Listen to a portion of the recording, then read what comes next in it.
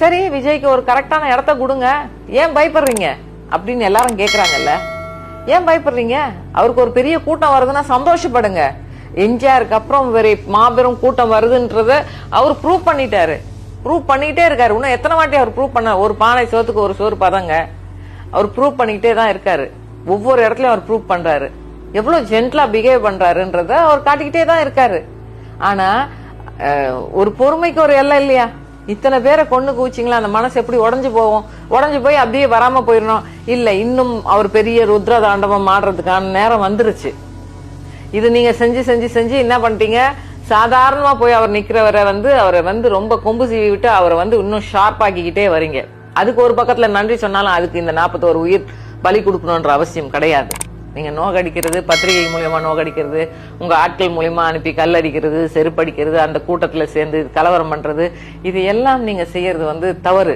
அவர் இவ்வளவு பெரிய கூட்டம் கூட்டுறாருன்னா அவர் என்ன காசு கொடுத்து கூட்டினாரான்றது யோசிங்க. நம்ம என்ன செஞ்சா இந்த கூட்டம் நமக்கு வரும்ன்றதை யோசிங்க. அதுல நீங்க ஜெயிக்கிறதுக்கு வந்தீங்கன்னு சொன்னா அதை நான் எல்லாருமே பாராட்டுவோம்.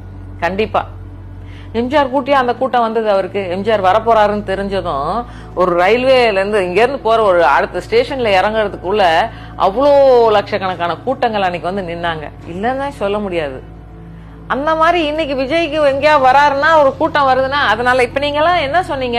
விஜய் வராரு, விஜய் வர மாட்டேங்கிறாரு, வெளியே வர மாட்டேங்கிறாரு, பேச மாட்டேங்கிறாருன்னு. வெளியே பேசுறதுக்கான இடத்த நீங்க கொடுக்க மாட்டேங்கிறீங்க, டைம் கொடுக்க மாட்டேங்கிறீங்க. அரை மணி நேரம் தான் பேசணும்ன்றீங்க, 1 மணி நேரம் தான் பேசக்கூடாதுன்றீங்க, இந்த ஸ்பாட்ல தான் நின்று பேசணுங்கிறீங்க, இந்த டைமுக்கு தான் வரணும்ன்றீங்க. இவ்வளோ கட்டுப்பாட்டையும் அவர் அனுசரிச்சு ஒபே பண்ணி என்ன கொடுக்குறாங்களோ அதுக்கு ஏத்த மாதிரி வராரு. அதுக்கு ஒரு டெப்டி சிஎம் சொல்றாரு, இவர் சனிக்கிழமையானாதான் வெளியில வருவார், நாங்க எல்லா கிழமையிலயும் வெளியில இருப்பீங்க. ஆமா, இப்பவும் வெளியில தான் இருக்கீங்க. நீங்க துபாயில இருந்தீங்க.